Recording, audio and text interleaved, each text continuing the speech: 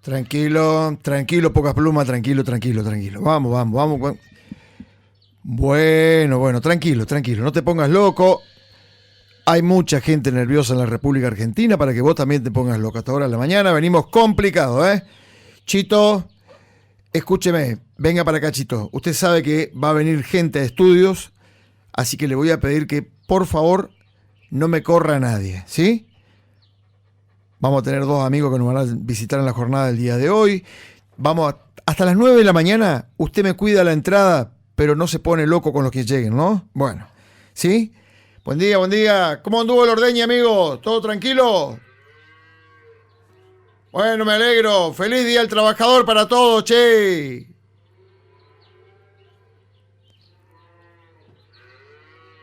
Feliz día del trabajador. Feliz día del trabajador. Allá la tenemos, doña. Hola, Rosa, gracias. Buen día. Gracias por estar allí en la punta del ordeño, coordinando todo el ordeño. Está Rosita ahí trabajando. Bueno, feliz día. Y toda la familia, ¿no? Toda la familia rural, los amigos nos están escuchando hasta hora de la mañana, tratando nosotros de decirles ánimo que de esta vamos a salir. ¿Cómo? No sé, pero vamos a salir. Buen día, buen día, buen día, buen día, buen día. Alberto, usted trate de no ponerse loco. Sí. Alberto, es que el problema, tu problema, Alberto, lo tenés con Cristina, no lo tenés con nosotros. ¿Ve? Tratá de acomodar los patitos porque si no, te los van a llevar a todos, ¿eh? Ya lo están empujando afuera del corral a todos. Y acá está la Tiki, que llega ella, pone huevos. Menos mal que no faltan huevos en este programa, por favor. Ah, sí. Y la gorda, ¿qué haces, gordita? Estás durmiendo acá con nosotros, pero vos sabés que no podés estar acá con nosotros. Ay, ay, ay. Estás redormida. Gorda, tenés que levantarte, ya arrancó el programa. Vamos, dale. Dale, gordita, vamos. Dale que arrancó el programa. Nos estamos yendo, dale. Vamos. Uy, Che, llegó el frío y se multiplicaron las gallinas acá adentro, ¿eh?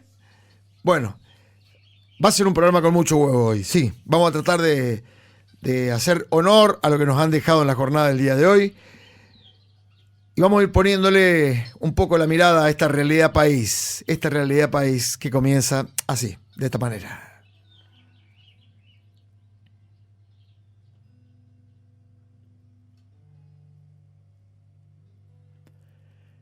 El discurso del odio que alimenta la división de los argentinos se va profundizando. En medio de una encarnizada interna dentro del gobierno, Cristina Kirchner sigue tensando la cuerda del poder, ata de mano al presidente de la Nación, Alberto Fernández, quien observa cómo se pulveriza su rol junto con el poder de compra del salario. El avance de la presión fiscal es incontenible. El descontento nacional se amplifica. Pero ante la tragedia socioeconómica que produce la pobreza, la desocupación, el hambre, cuesta creer que el gobierno siga alimentando el discurso del odio a la República y a las instituciones. Sí. Esta semana, en medio de las tensiones con el gobierno nacional, por la conformación del Consejo de la Magistratura, la ampliación de los miembros de la Corte Suprema, el juez del máximo Tribunal de Justicia, Ricardo Lorenzetti, le reclamó y dijo: hay que tener cierta coherencia en favor de los ciudadanos, no hacer populismo judicial. Lorenzetti agregó que la Corte tiene que resolver de acuerdo a la Constitución y las leyes, y eso es lo que le da estabilidad al país. Cuando nos corremos y observamos el Congreso, vemos que ahí ya prácticamente abrazando el cierre de mes, se reactivó en parte, trataron de armar las comisiones, pero durante un plenario de las Comisiones de Asuntos Constitucionales y Justicia y Asuntos Penales de la Cámara Alta, la senadora del Frente de Todo por Neuquén, Silvia Zapac, presentó un proyecto para aumentar de 5 a 15 el número de jueces de la Corte. Esta iniciativa, que establece también que antes de acceder al cargo, los postulantes deberán acreditar antecedentes profesionales, laborales, declarar sus bienes, proyecto que será tratado nuevamente en comisiones el próximo miércoles. Estaría bueno que esto mismo se le haga a los diputados y senadores, ¿no? ¿Cuál es tu currículum vitae? Tus antecedentes laborales. Declará tus bienes. Pero no podemos obviar que a pocos días, ¿no?, aún resuenan las voces del reclamo de la ciudadanía movilizada el 23 de abril en Plaza de Mayo. Recordá cuando Campo y Ciudad se hizo unidad nacional. Esa misma semana en la que Cristina Fernández dio cátedra sobre poder al enfatizar que te pongan una banda y te den el bastón no significa que te den el poder. Ni te cuento si además no se hacen las cosas que hay que hacer. Es impresionante, ¿no? Este 1 de mayo, que se conmemora el Día Internacional del Trabajador y la Trabajadora, en homenaje a aquel grupo de trabajadores anarquistas, también conocido como los Mártires de Chicago, quienes en el año 1886 fueron ejecutados en la ciudad de Estados Unidos por reclamar una jornada laboral de 8 horas.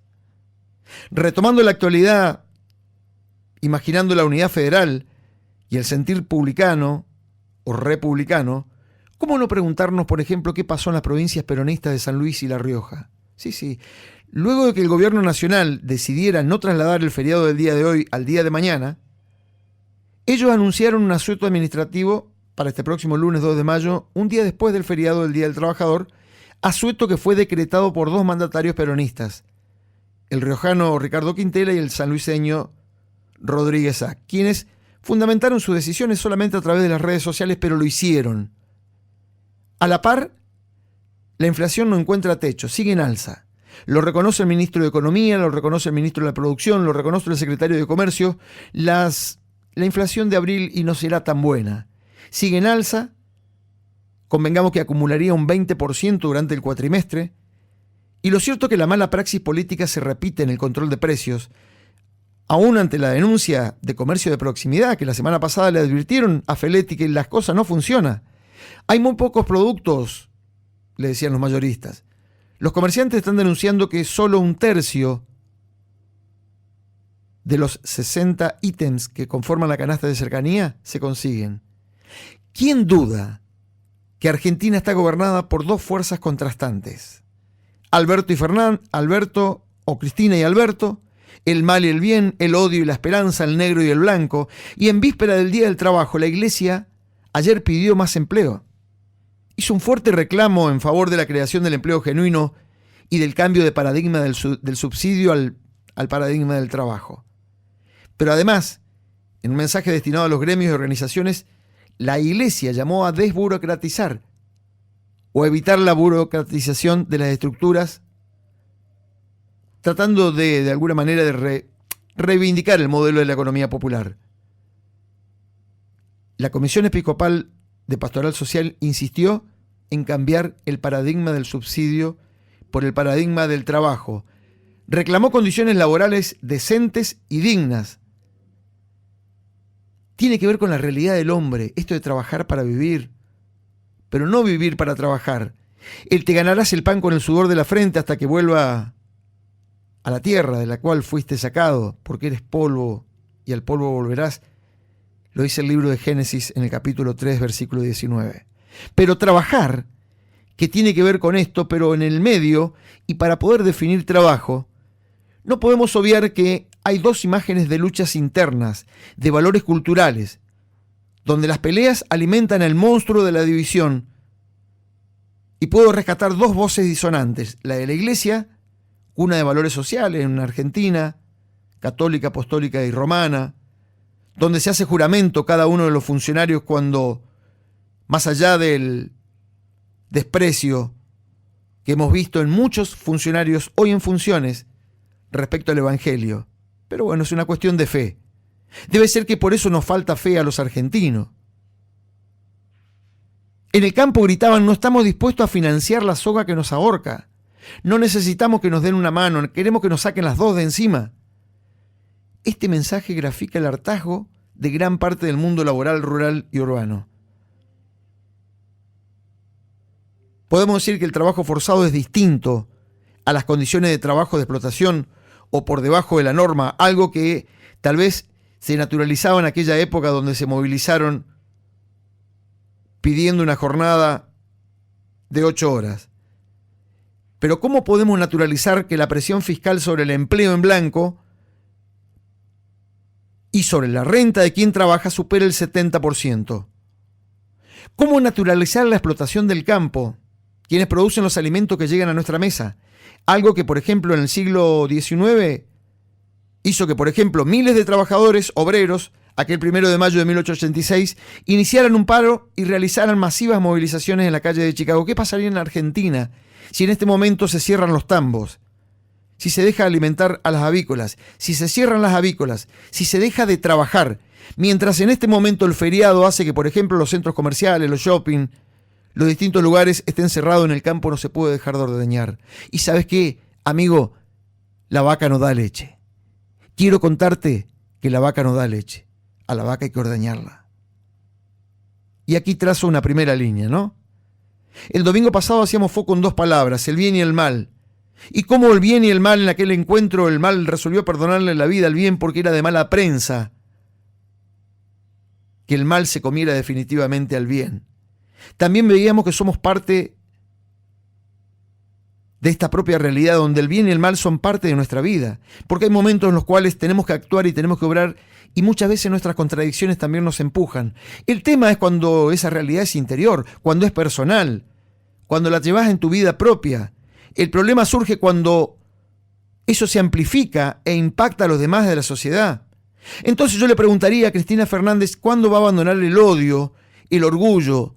¿Cuándo va a dejar de treparse al ego para desde allí cascotear al presidente Alberto Fernández? El problema surge cuando las decisiones de odio, inspiradas en el ego, se amplifican e impactan en toda la sociedad. En términos económicos, el odio es la moneda de cambio en la República Argentina. Todos sabemos de qué se trata una moneda, ¿no? ¿No hace falta ser un estudioso? ¿O hace falta que aclaremos? También podríamos pensar en lo que se representa, o el valor simbólico de la moneda, o el billete. Pero la moneda, por esto de cara y cruz, ¿no? Hablamos de una misma moneda cuando la tiramos al aire y jugamos en suerte.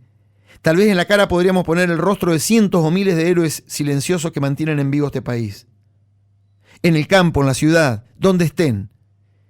En los puntos de seguridad, en las guardias de los hospitales, en las clínicas, los porteros, los que se ocupan del orden en cada una de las calles, por estas horas.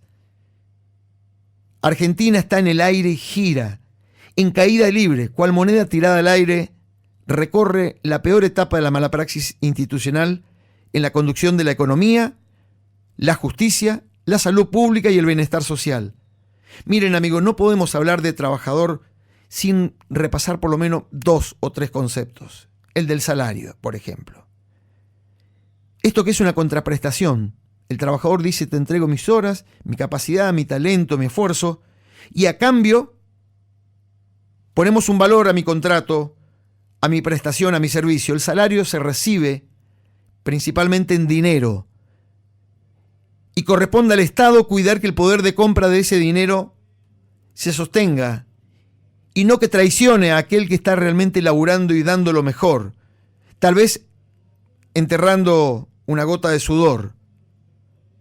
Y la moneda, que es este medio de pago que circula en la economía, donde, oh casualidad, la moneda se ha transformado, tal vez la pobreza es parte de una moneda, pero es la moneda de cambio político. Entonces nos han cambiado la moneda de curso legal, porque el peso cada vez tiene menos valor, y el valor cada uno le da una apropiación de acuerdo a lo que le alcanza en el bolsillo. El día de hoy,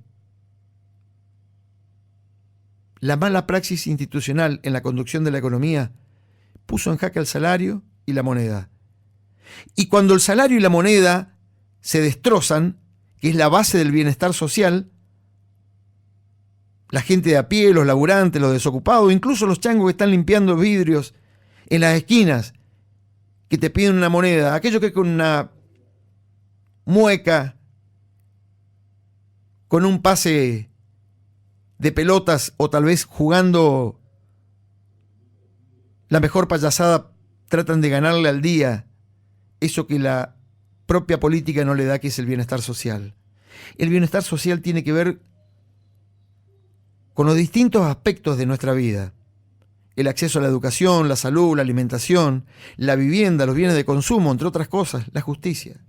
Pero en el bienestar social también está el acceso al sistema de salud, el de seguridad, la libertad ciudadana, la igualdad, la justicia social, un medio ambiente saludable, la posibilidad de realización personal de los integrantes, el trabajo digno, la libre circulación. Todos estos valores van con el laburante, con quien saludamos nosotros en la jornada del día de hoy. Ahora bien, ¿de qué nos deberíamos disfrazar los argentinos para celebrar el Día del Trabajador? ¿De qué conquistas sociales hablamos? Yo lo escuchaba a Alberto Fernández. ¿Qué decía Alberto Fernández? Yo les prometo en este Día del Trabajo a los trabajadores y trabajadoras argentinas que ahora que pusimos en marcha la economía, que ahora que recuperamos el trabajo, que vamos a seguir creando más fuentes de trabajo y vamos a seguir poniendo más argentinos y argentinas en el trabajo formal. Yo les prometo que cada ministro, que cada funcionario del gobierno argentino va a ser el ministro del salario para que el salario de una vez por todas se recomponga en la Argentina.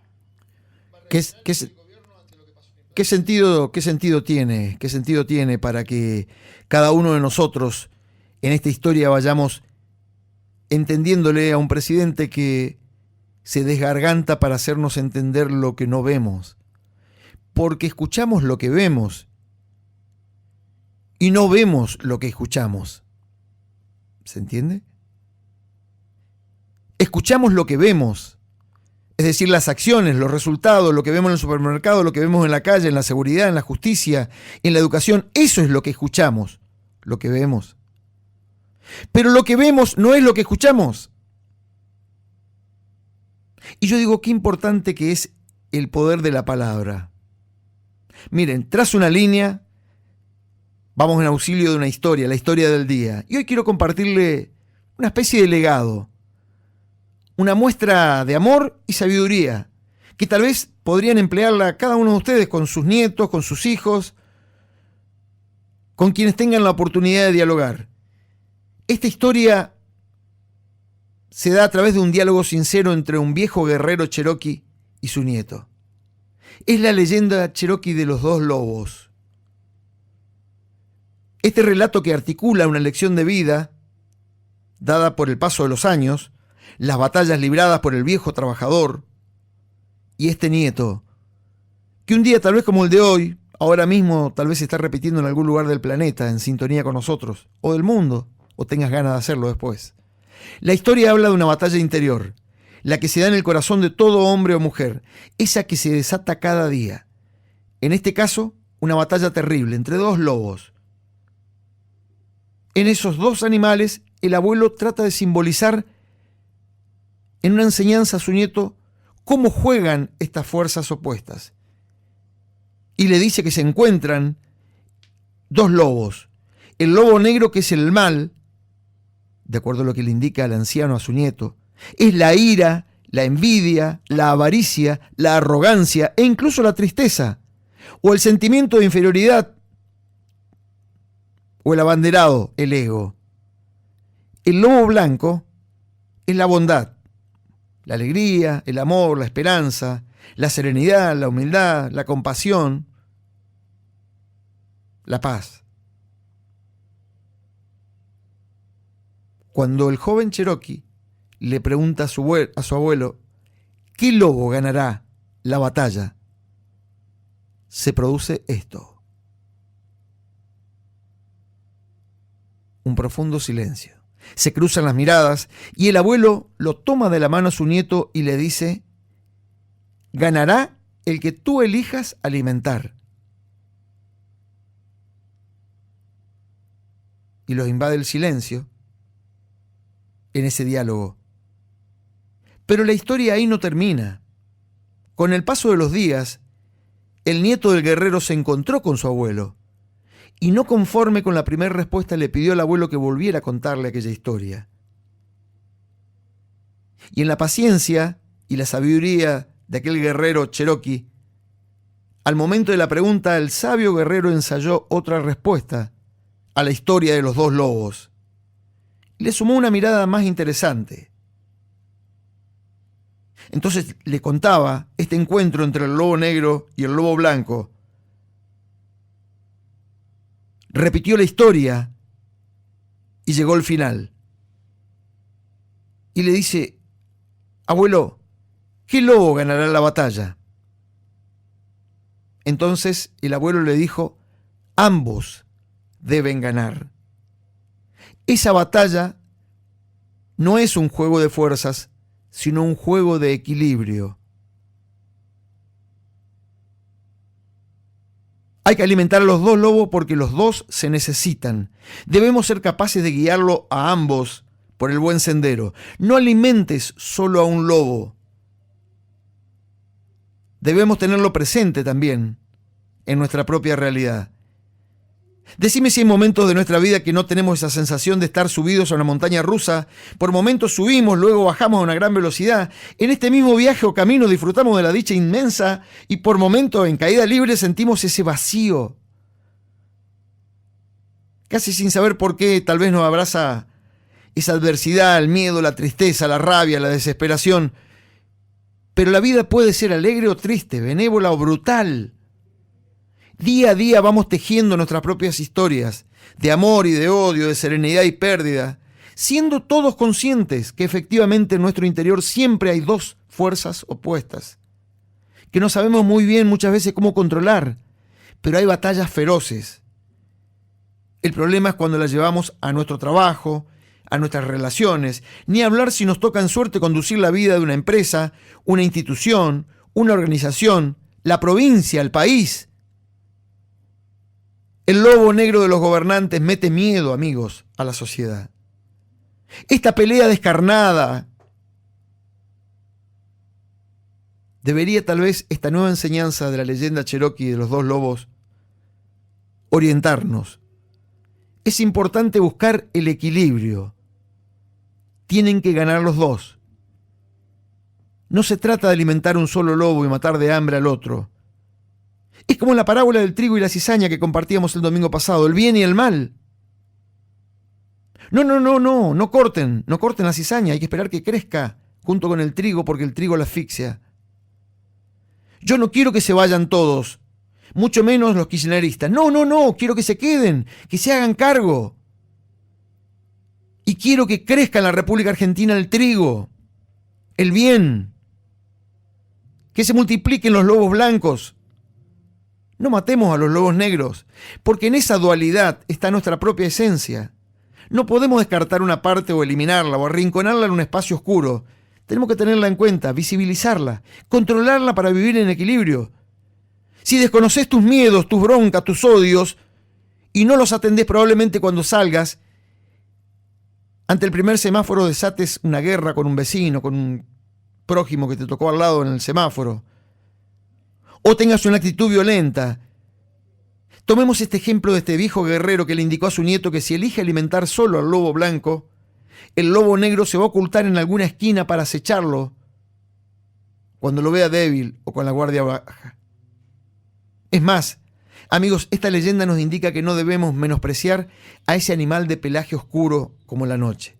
Esa mirada ígnea, ese lomo erizado que podrías imaginarte. Porque lo creamos o no, el lobo negro también tiene cualidades. Determinación, tenacidad, coraje, pensamiento estratégico. En el lobo negro hay virtudes de las que el lobo blanco carece. En nosotros mismos no podemos matar de hambre a nuestros miedos. Debemos controlarlos. Debemos vivir con el miedo. El miedo razonado es la valentía en su máxima expresión. Cuando nosotros logramos controlar el miedo y avanzamos en dirección del lobo negro, el lobo negro se pone a la par nuestra y camina junto con nosotros. Debemos acercarnos a estas realidades internas sin arrinconarlas. Esto nos puede dar una valiosa lección. Darnos cuenta que en esta batalla el secreto está en el punto de equilibrio, en la derecha y en la izquierda, en cada paso que damos. Tal como pudimos vivir o experimentar esta historia, sin dudas, a cada uno nos resonó de manera diferente. Tal vez en este momento, por la situación de vida, la realidad, que puede estar tocándonos a cada uno en suerte, en destino, nos sintamos más identificados con el lobo negro, pero desde este lugar elijo quedarme con la valiosa lección o o el aprendizaje sobre el equilibrio emocional que necesitamos los argentinos. La importancia de entender cómo juegan estas fuerzas interiores y la inteligencia para sobreponernos, encontrar el equilibrio. ¿Qué lobo elegimos alimentar para alcanzar la calidad de vida? En nuestro interior se sucede esta batalla continua entre estas dos fuerzas. Existe este conflicto entre nuestro lado oscuro y el blanco, el noble. Esa dualidad entre el bien y el mal, entre la alegría y el orgullo, la culpa y la humildad. Pensemos en este momento cómo debemos interactuar con estas fuerzas enfrentadas o en conflicto dentro de cada uno, para entender que cuando salimos, abrimos los ojos a la realidad y nos encontramos con otras miradas. Tal vez puede ver frente a vos un lobo blanco o un lobo negro, pero lo que decidas hacer con tus lobos va a determinar tu vida. En lugar de matar a uno de los lobos, tenemos que guiarlos a un buen camino, por el buen camino, con la alegría, la certeza de saber que venimos a honrar el tiempo de radio que nos convoca cada domingo. Quiero decirles feliz Día del Trabajador y la Trabajadora, pero le vamos a poner ritmo, le vamos a poner farsa, le vamos a poner power, le vamos a dar vida a este día domingo con un rock, este rock que son, como dicen los rebeldes,